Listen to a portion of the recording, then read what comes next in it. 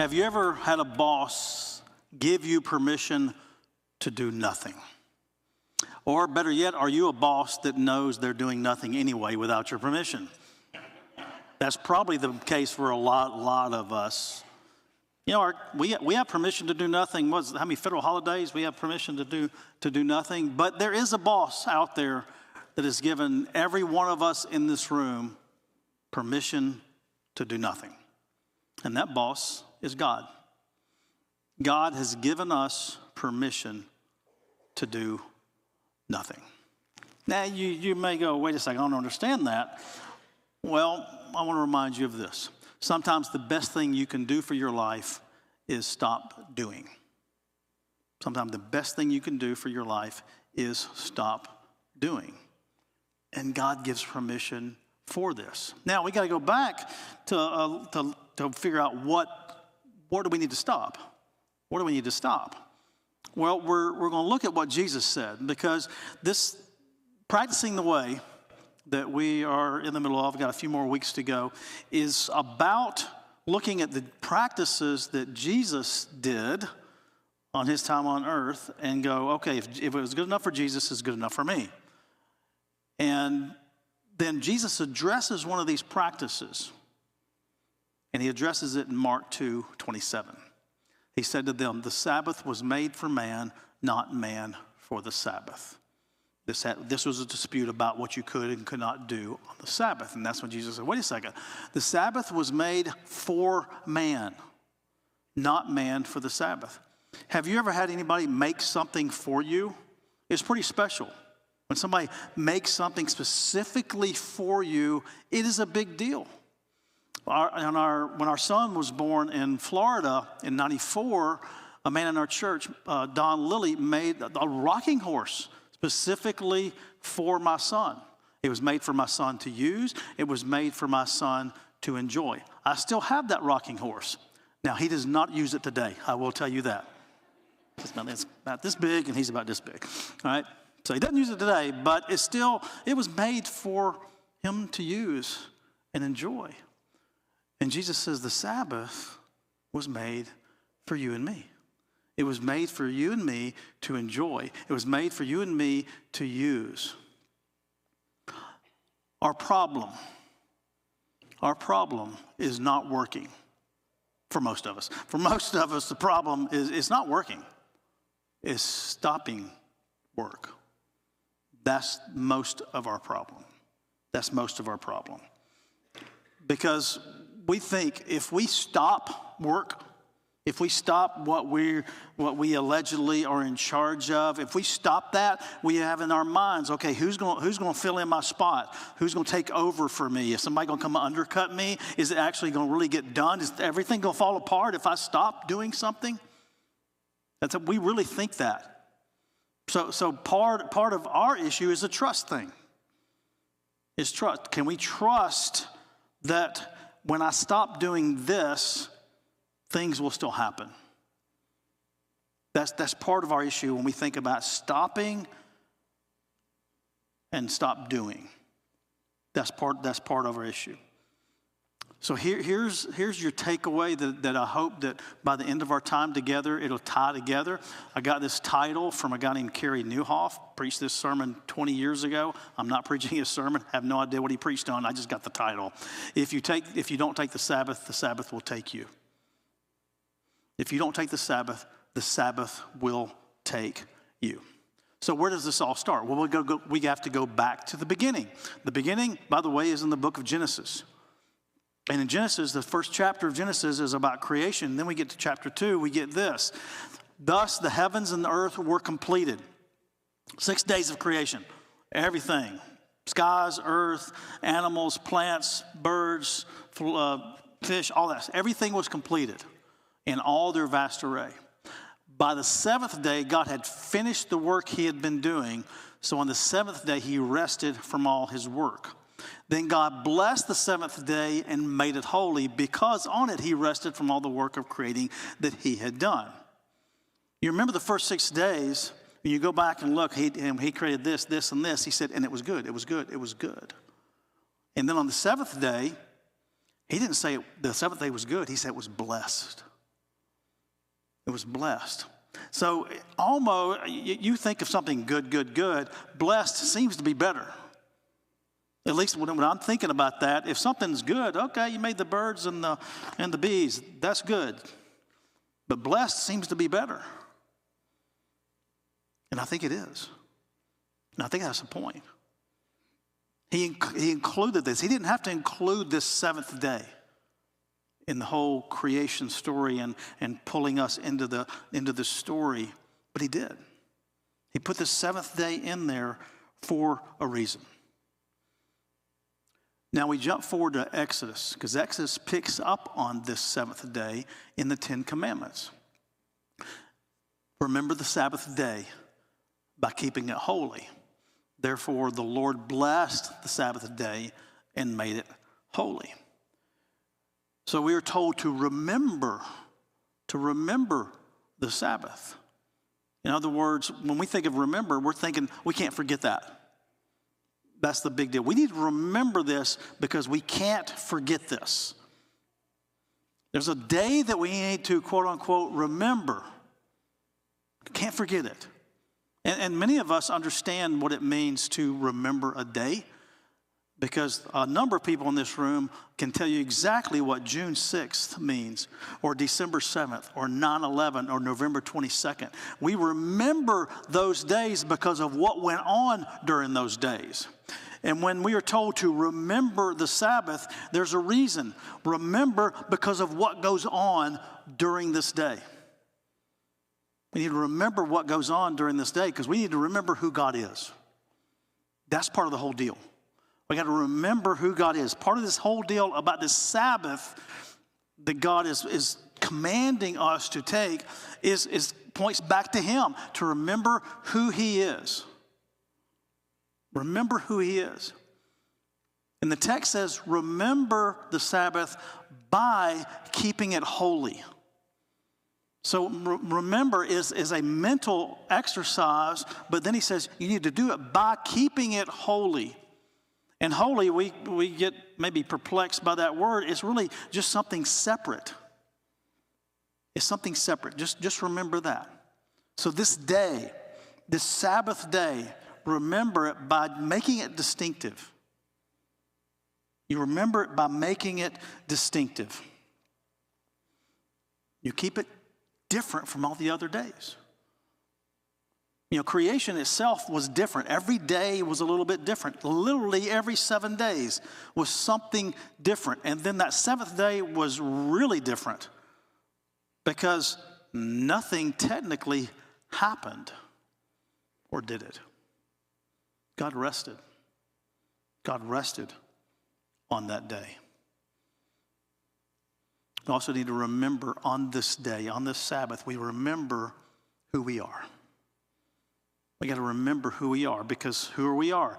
In the creation story, we are the only part of creation that was in God's image. Of all the other things that God created, we were uniquely designed in his image. So we must remember that as well. And in this remembering, when we remember who God is and remember who we are, built into this whole remember is this concept, this idea of trust. Of trust. And it really picks up, truthfully, in Deuteronomy. So we have the Ten Commandments listed in Exodus, but then we get them listed again in Deuteronomy. What is interesting is there's a little more commentary in the Deuteronomy listings than there was in the Exodus listings. So listen and you'll feel, I think, a little bit different here. Observe the Sabbath day by keeping it holy, as the Lord your God has commanded you. 6 days you shall labor and do all your work, but the seventh day is a Sabbath to the Lord your God. On it you shall not do any work, neither you, nor your son or daughter, nor your male or female servant, nor your ox, your donkey, there's a joke in there somewhere, or any of your animals, nor any foreigner residing in your towns, so that your male and female servants may rest as you do. Remember that you were slaves in Egypt and that the Lord your God brought you out of there with a mighty hand and an outstretched arm. Therefore, the Lord your God has commanded you to observe the Sabbath day. Notice the different wording. In Exodus, it was remember the Sabbath, and we changed it, a little nuance there. He said observe. Observe the Sabbath day. In other words, it's not just a mental exercise. There's something that you do. There's an action associated with it on this Sabbath day. You observe the Sabbath day. But then he uses the word remember again. But it wasn't remember the Sabbath. It was remember you were slaves. Remember you were slaves. That's interesting when you think about it, because he's hearkening back to where all the Israelites were for 430 years. They were in Egypt, and they were slaves. And in that story of those 430 years in Egypt, for the vast majority of them, particularly to these people, all they knew was slavery. Obviously, the early Israelites, when they first moved there during the famine, they would not be succumbed to slavery. It evolved over time. But this last generation of Israelites, all they knew was slavery. All they knew was Pharaoh telling them what to produce. Pharaoh's whole intent for those who were slaves was, how much can you produce? What can you do for me? Have you got this done for this day? Have you got this done for this day? That was all Pharaoh was concerned about, was what could be produced on that day. And so when God says, remember that you were slaves, and then he combines it with this idea of Sabbath, he's reminding them this. Listen, slaves do not take a Sabbath, but children of God do. Slaves don't take a Sabbath, but children of God do. Why? Because Pharaoh was concerned about your production, but I am concerned about you. God has our interest at heart. He had his children's interest at heart. He was more concerned about their relationship with him than what they could produce. Pharaoh was concerned about production. God was concerned about the person. You got any Pharaohs in your life? You got any Pharaohs that's controlling you? That's more concerned about what you're doing with your life? You ever thought your cell phone could be a Pharaoh? That your business could be a Pharaoh? That your calendar could be a Pharaoh in your life? Maybe your own importance and your idea that you're indispensable, maybe that's a Pharaoh in your life. Slaves don't get to take a Sabbath. Children of God do. Well, the Israelites, if you remember the story, when Moses led them out of Egypt, they wandered around for 40 years. But here's the deal. Even though they had gotten out of Egypt, Egypt had not gotten out of them. And so 40 years they wandered. God had to get the Egypt out of the Israelites. And one of the ways he did that was this issue of trust. Because they were wandering around in the wilderness, they needed to eat. Most of us need to eat to survive. And he provided them with manna every day. And in that whole story, in those 40 years, every morning they woke up, there was manna on the ground. They gathered it. They gathered it for the day. And God had built into this whole process of giving them manna trust. You got to trust me for this day. So you take enough manna for today. And tomorrow there'll be more. Don't take any more than just today. Those that did found worms the next morning. And the manna was all gone and destroyed, basically. So they figured out, okay, I need to trust God. I'm going to take only what I need for the day. But then God said this. on this special day. On the sixth day, they are to prepare what they bring in, and that is to be twice as much as they gather on the other days. In other words, he commanded them to take a Sabbath, do no work, ox, donkeys, slaves, nobody does anything, but you gather enough manna on day 6 that you'll have enough for day 6 and day 7.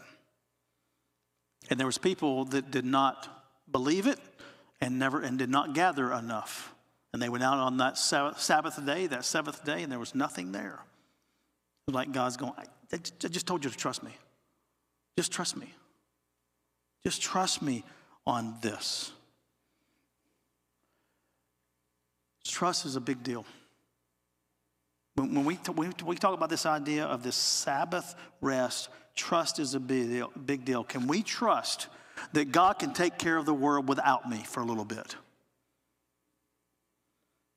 And some of us can't. Some of us can't. Some of us can't say, God, I can't. I can't trust my business. I can't trust my family. I can't trust my kids. I can't trust. I can't do this. And God says, you got to trust me in this. You got to trust me in this. Trust that the world will run without me for a little bit. And I love what the psalmist says, because the psalmist says it is useless for you to work so hard from early morning until late at night, anxiously working for food to eat, for God gives rest to his loved ones. It's useless to work all the time, but God's going to give you the rest. We got to trust God in this process. We understand that this is a sacred time as well. He's not just saying, just trust me in this day. He says, make this day a little bit different. It is the Sabbath day. Make it a little bit different. But not only make it a little different, he says, once you learn that you can trust me in this, here's what happens, y'all. If you learn you can trust God with taking a Sabbath, taking day of rest, taking a day of doing nothing, and we'll go in a little bit different detail a little bit. Once you do that, you know what happens? You find delight. You find delight. God didn't want us to just trust him for this time and us just be grinning and bearing it. He said, no, you're going to find delight in here. Isaiah says, if you keep your feet from breaking the Sabbath and from doing as you please on my holy day, if you call the Sabbath a delight and the Lord's holy day honorable, and if you honor it by not going your own way and not doing as you please or speaking idle words, then you will find your joy in the Lord. You will find delight. You will find joy in this day.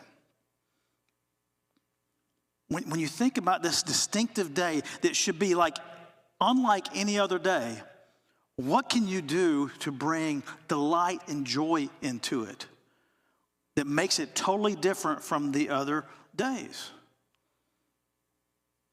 Now we think about work, and we think about most of us have jobs. Most of us, if we don't have jobs, we have work we have to do, but we may or may not get paid for. 40 hours a week is sort of standard. I know some of y'all work more than that, and some of y'all say y'all work more than that. But by and large, that's sort of the standard thing. And when you think about our work, I want you to understand that when many of us work, we're serious about it. I mean, it's our livelihood. I mean, most of us understand that. If I'm not serious or concentrating on my job, I'm probably not getting paid. And if I'm not getting paid, I'm not supporting my family. I'm not taking care of my family and my kids, my parents or grandparents, whoever we're taking care of, or myself. So we know we have to be serious and concentrate on our jobs. And I want that. I want a person to be serious and concentrating on their jobs, especially my mechanic and surgeon. That's really need that. But what we're talking about for Sabbath, listen to this. The definition of Sabbath, is stopping ordinary work in order to acknowledge God. Stopping ordinary work to acknowledge God. In other words, experiencing God with no agenda. And we're in these jobs where a lot of times we don't have time for that. I mean, seriously. If you're in a heavily serious, concentrating job, you're working on that. If you're distracted, it's dangerous for some people. And maybe a blessing prayer every now and then, but that's why the Sabbath is about ceasing from stopping ordinary work in order to acknowledge God. Are we doing that? Are we experiencing God with no agenda? That is the whole deal. So we need to figure out a way to have this rhythm of a Sabbath. Have this whole rhythm of a Sabbath. And that, again, it can be different for everybody. It can be different for everybody. And it is going to be different for everybody. The rhythm of a Sabbath for you may include family. It may include friends. It may involve worship. You may consider this part of a Sabbath for you because you've been a part of a worship service. It could be just simply being in creation. It could be taking a nap, taking a walk, reading. Different things. There's not a one-size-fits-all. The Bible does not give us specific guidelines on what a Sabbath is going to look like and for everybody. It's going to look different for everybody. I promise you. It will. Basically, you got to do something. You got to stop from your ordinary working. You stop from your ordinary working in order to acknowledge God. See, Sabbath isn't doing nothing. It's stopping what we normally consume so we can receive what we normally miss. Stop what we normally consume so we can start receiving what we normally miss. And let me give you an example in my life because most of you know I don't do anything, right? Most of my life is relational, emotional, mental. That's most of my job. My job is not a physically demanding job. I think you know that. You can look at me and know it's not a physically demanding job. So you know what part of my Sabbath is? Part of my Sabbath, when I can have God with no agenda, when I cease doing what I normally do so I can experience in God, is really being outside, sitting on a lawnmower, riding around. I mean, cutting the grass. That's one of the ways I can acknowledge God and have no agenda. So I can experience God on that lawnmower. Now, at the same token, I experience the devil with the weed eater, but you know. For those of you that work outside, I mean, literally, we have people in our church who cut grass for a living. That's not where they're experiencing God. They're experiencing God. God with no agenda is probably going to be in an air condition with iced tea. You know, out of the sun. So that's the dichotomy we're looking at. That's why one size does not fit all. You got to figure this out for yourself. You got to figure out your own rhythm for having a Sabbath and what does that look like. Because if you don't take the Sabbath is going to take you. If you don't take the Sabbath is going to take you. I did not make that title up, nor did I make the concept up. The concept actually came from the Bible. This is not just some catchy slogan. It actually comes from the Bible because in the Bible, the nation of Judah, Israel and Judah split into two nations, Judah and Israel. And the nation of Judah had ceased obeying the Sabbath, meaning they didn't take the Sabbath on that one day a week, nor did they give the land rest because God had said, hey, just as you take a rest every 7 days, the land needs to take a rest every 7 years. Don't plant anything on your land. Don't till it. Don't plow it. Don't do anything. Let it rest every 7 years. There's an agricultural principle to that. You can research that on your own. They didn't do it. They didn't do it. And so Nebuchadnezzar, he carried them into exile to Babylon, the remnant, those who'd escaped because they had been attacked and killed by sword. And they became servants to Nebuchadnezzar and his successors until the kingdom of Persia came to power. The land, listen to this, the land enjoyed its Sabbath rest. The land enjoyed its Sabbath rest. All the time of its desolation, it rested until the 70 years were completed in fulfillment of the word of the Lord spoken by Jeremiah. The land never got its rest with the people of Judah, but it got its rest. It was not given to it. It was taken. It didn't get the Sabbath rest, but it did finally get its Sabbath rest. It got it. The people didn't give it, but the land got it. They didn't take the Sabbath. The Sabbath took them. I have a few times in my past gone. Some of you getting that, know what I'm talking about, where you get in that mindset or you get in a period of life where it's just like 24/7, never seem to stop, never seem to slow down.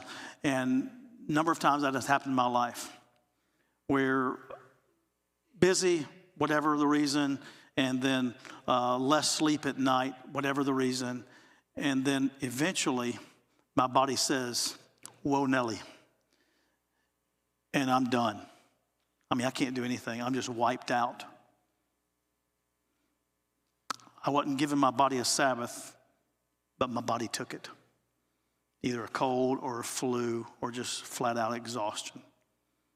It's funny that, interesting funny that our bodies are designed that way.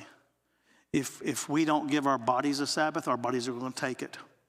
Some of you have been there. Some of you have experienced that before. Physically going, not taking care of your body, but your body will take it. God designed not only a Sabbath rest for our spiritual side, he did it physically. There's a reason for that. There's a reason he did this. It was a physical necessity.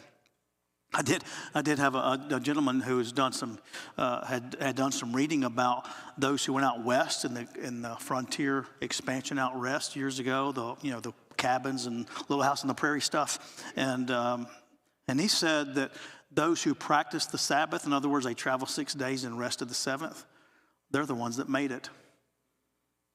He said those that kept going and never stopped didn't make it, which makes sense. There's a principle God's put in place for all of us. And I experienced it physically, and probably many of you have too. But if God has put this in place on our physical bodies, it's even more so he's put in place mentally and emotionally and spiritually. That we have got to take this Sabbath. Stop doing things that we normally consume so we can receive the things that we normally miss. So we can experience God without an agenda. Don't take the Sabbath. If you don't take the Sabbath, it will be taken for you. It will be taken for you. Your body will take it. Your marriage will take it. Anxiety will take it.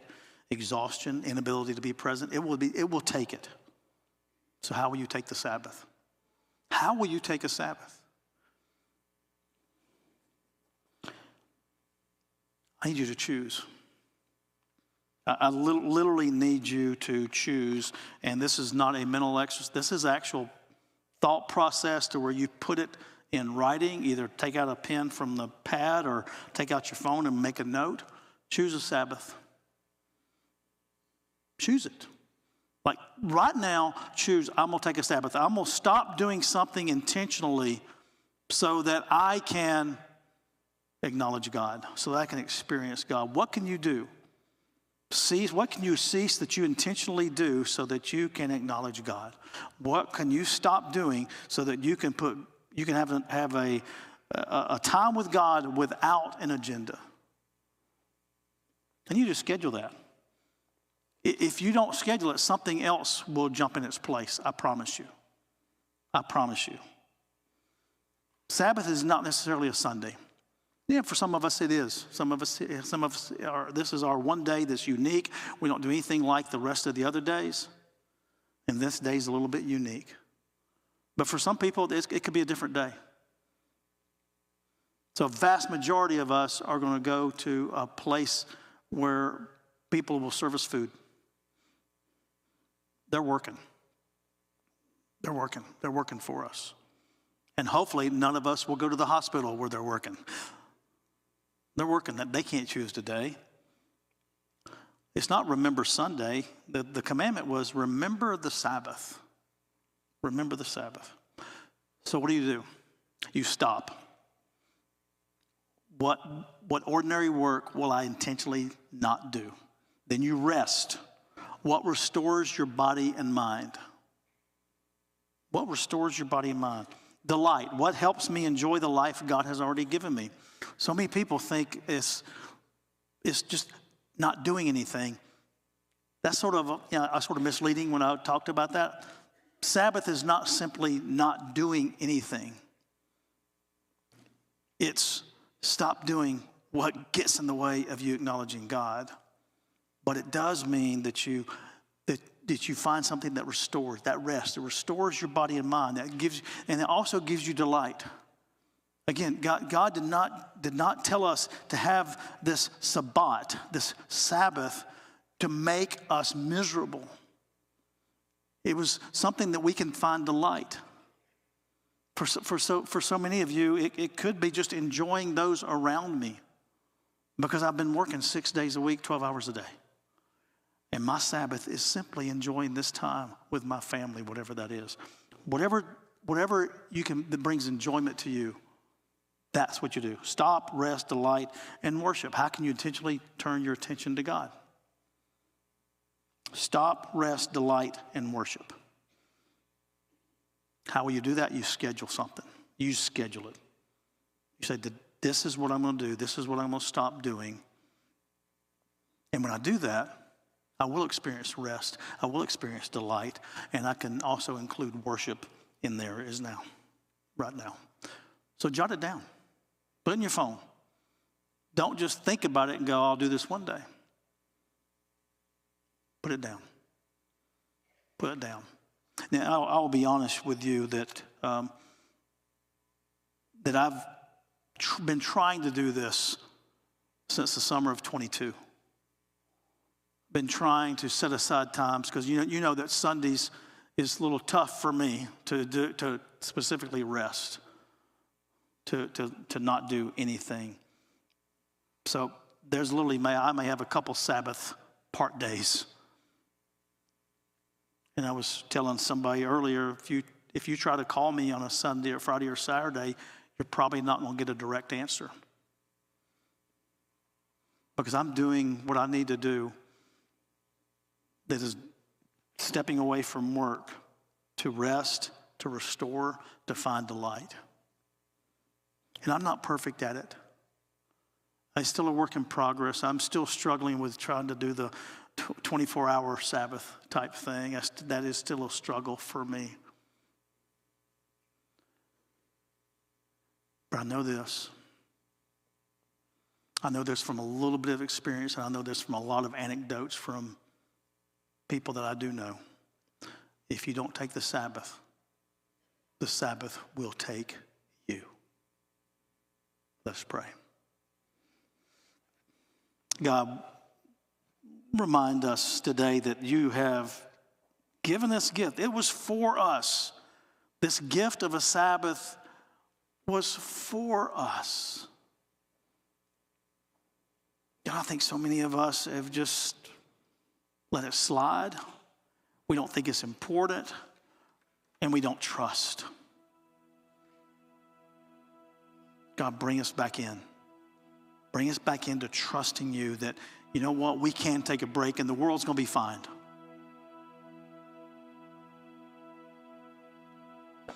Help us to choose to take this time. In Jesus' name I pray.